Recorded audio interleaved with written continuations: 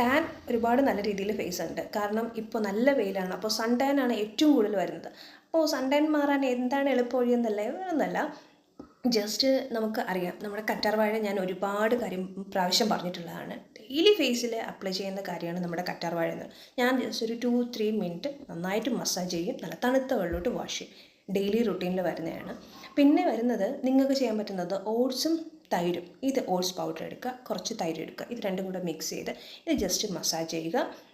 അതിനുശേഷം തണുത്ത വെള്ളത്തോട്ട് വാഷ് ചെയ്യുക. ഇത് രണ്ടാമത്തെ ടിപ്പ്.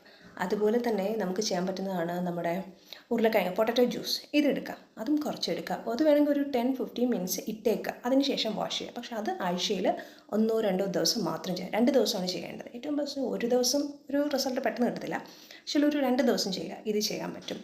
ഇങ്ങനത്തെ ഒരുപാട് കാര്യങ്ങളുണ്ട്. ഫസ്റ്റ് നിങ്ങൾ ഏത് കാര്യമാണോ ചെയ്യുന്നത് അത് കണ്ടിന്യൂസ് ആയിട്ട് ചെയ്യുക.